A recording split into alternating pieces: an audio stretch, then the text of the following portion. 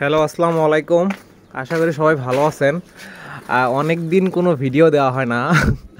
আর video make করার জন্য thumbnail বানাতে হয়, অনেক প্রবলেম। এখন থেকে কোনো থাম্বনেইল কিচ্ছু দিব না, জাস্ট আপনাদের দেখানোর জন্য ভিডিও দিব। অনেক দিন ভিডিও দেওয়া হয় না। এই হচ্ছে আমার কবুতর ঘর। অবস্থা খুবই খারাপ, বাসায় ছিলাম না অনেক দিন।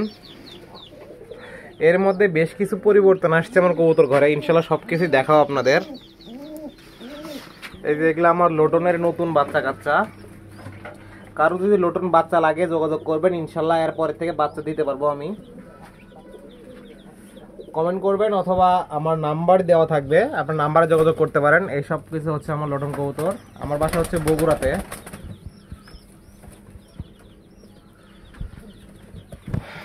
সব লোটন, সব ইন্ডিয়ান লোটন কবুতর। এই যে এখানে আমার কোকা আবার ডিম দিছে। কারো কোকা বাচ্চা রাখলে যোগাযোগ করবেন, কোকার বাচ্চা আছে এক জোড়া। এই যে এখানে আরেক জোড়া কোকা রানিং হচ্ছে। আবার এখানে লোটন ডিম দিছে আরেক জোড়া। এই যেটা কোকার বাচ্চা, এটা হয়তো ভুলে এখানে এসে বসে আছে। এই যে এখানে আমার লোটনের বাচ্চা আছে, এক জোড়াটা এখানে নামছে, এখানে আছে এক জোড়াটা।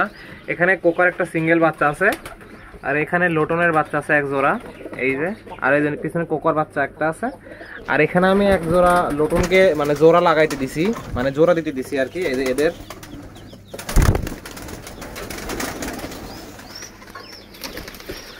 আর এই যে আমার দেশি কবুতর। এই দেখেন দেশি কবুতর ডিম, এই বাচ্চা একটা পড়ে গেছে। আল্লাহ,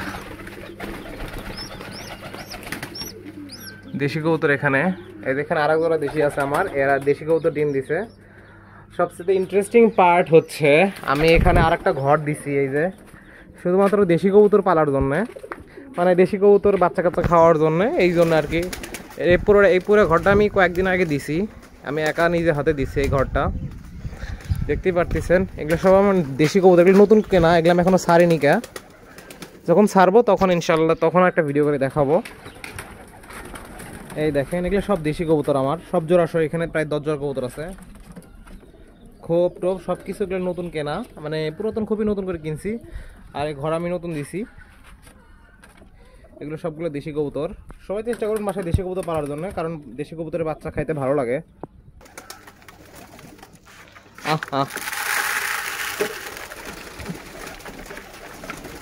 এই যে আমার সবগুলো লোটন এখানে চলে আসে। লোটনগুলো আমি মানে ছেড়ে দিই, কারণ এগুলো পোষ পানা হয়েছে। দেশি কবুতর যেহেতু নতুন, তাই ওগুলো এখনো ছাড়ি নেই।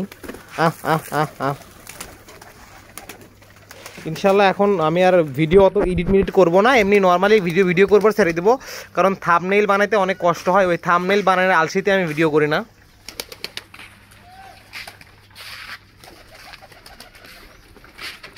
সবাই ভালো থাকবেন। আর এই দেখেন আমার দেশি কবুতরগুলো কত সুন্দরভাবে খাচ্ছে। যখন এদের ছেড়ে দেবো আকাশে উড়বে, কত সুন্দর লাগবে দেখতে।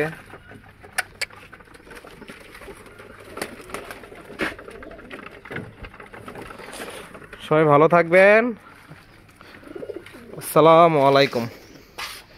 আর একটা বিষয়, এখানে কিছু মুরগির বাচ্চা এনে রাখছি। এই তো ঘরটা ক্লিন করবো আজকে, একটু পরে ঘর ক্লিন করবো। এই যে আমার লোটনের বাচ্চা, এই বাচ্চাটা মাশাআল্লাহ অনেক সুন্দর হয়েছে।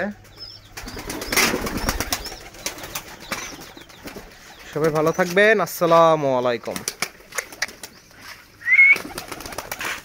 নেক্সট ভিডিওতে আমি আপনাদেরকে লোটনের কিছু ডিগবাজি দেখাবো ইনশাআল্লাহ।